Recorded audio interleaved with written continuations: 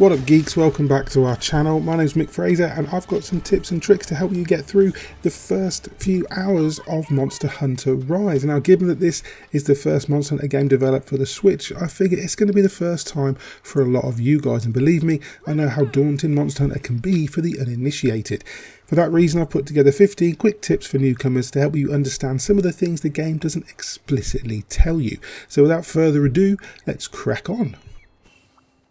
Number 1, seems obvious, but try out all the weapons. There are 14 weapon types in Monster Hunter Rise and they are all very, very different from one another. They have different moves and skills, different silk bind techniques, different reaches, different outputs for damage and defense.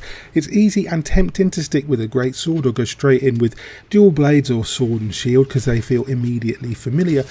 But doing that could make you miss out on a weapon you truly love. I played Monster Hunter World for 800 hours before I tried the hunting horn, and as soon as I did, I rarely switched back to anything else.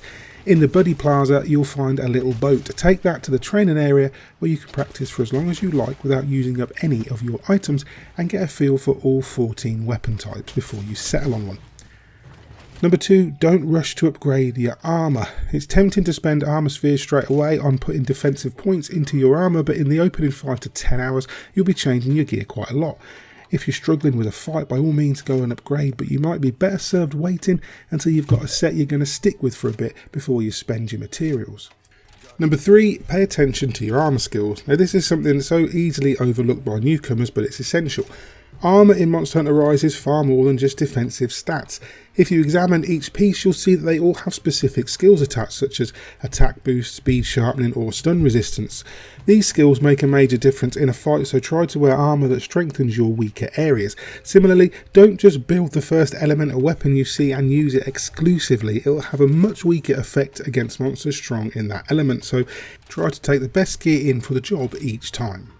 Number 4, village quests are solo and hub quests are multiplayer enabled. Okay, so the game is pretty clear on this one, but it's worth being aware of anyway. You'll have 2 reminders up on the screen most of the time showing how many of each quest you have available. If you want to advance the story and unlock new areas or features, it's the village quests. The hub quests are separate and designed for multiplayer. The same monsters feature, but they're usually tougher and will scale in difficulty dependent on how many hunters you go in with. There are also arena quests available from Master Atsushi in the Gathering Hub, which will pit you against monsters with set gear, items and abilities. Number 5, gather everything. You'll begin with nothing in your item box, but over the course of a few hunts that will drastically begin to change, and very little of what you can pick up and hoard in Monster Hunter Rise is useless.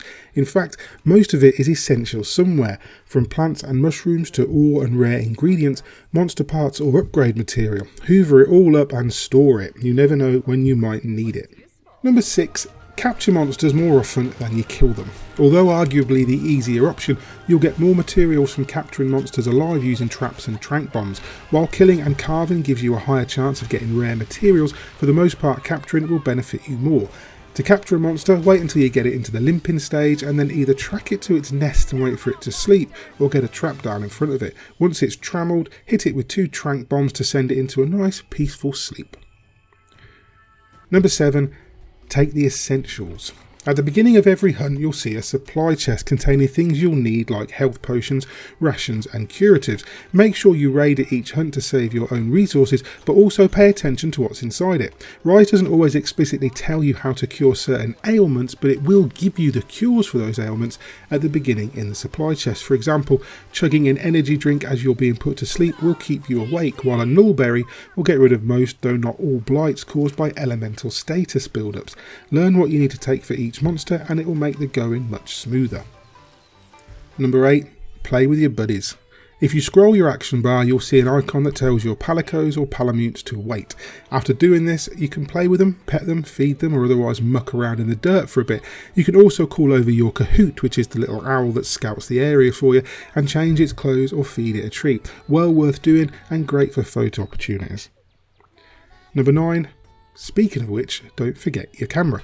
You also have a camera to take pictures of anything out in the world. It's a bit clumsier than a simple photo mode, but it works well enough. There are even some side quests related to snapping shots of rare endemic life and monsters. Number 10, train your buddies too. If you go into the Buddy Plaza, you'll find a bunch of features that will make your life easier in the long run. For one, you can hire new buddies to fill a reserve pool, which allows you to switch out your regular companions for training in the dojo. This takes a while, 10 quests or so it's best to do it when you've got a bunch of gathering quests or small monster hunts to go on. It's definitely worth doing though, as they'll gain levels much quicker. Number 11, leave things running in the background. While in the Buddy Plaza, you can also send out mercenaries to pilfer items from any area you've unlocked, or use the Argosy submarines to bring you vital ingredients and rare items from beyond Kimura. Anyone who played Monster Hunter World will recognise the system is a combination of the Argosy trade ship and the botanical gardens. It's great to keep these things ticking over in the background to give you a steady supply of items and ingredients. Number 12, you can hide equipped armour pieces. If you go to your equipment chest, you'll see an item for display options.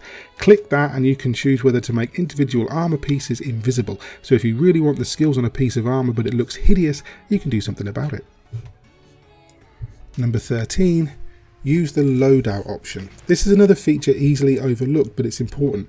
Your equipment, armour and weapons, your field item pouch and even meals you assemble from the variety of bunny dango sold in Kimura can be saved for easy switching later. This is incredibly handy for building armour and gear sets in the late game, but it's a great feature to start using early, especially if you feel you're spending a lot of time changing your gear. Number 14. Play around with the settings. There are a ton of settings in Monster Hunter Rise that aren't explicitly explained, which will make your life easier. For example, in display settings, you can opt to have a silhouette around your hunter that makes them visible to you through monsters and terrain. You can adjust the way the camera locks onto the target, the distance the camera is away from your hunter, allowing you to see more of the screen, or you can even swap your action and item bar controls, which I do, or decide whether you manually or automatically sheathe your weapon. A lot of Rise's quality of life bonuses are in the settings menu, so check it out. And number 15, use your amiibos. That's why you've got to switch, right? Scanning your amiibos every day will allow you to play a lottery with the merchant in Kimura Village for free. Land a jackpot and you can get your hands on some super useful gear to help you out in the field, from potions to crafting materials.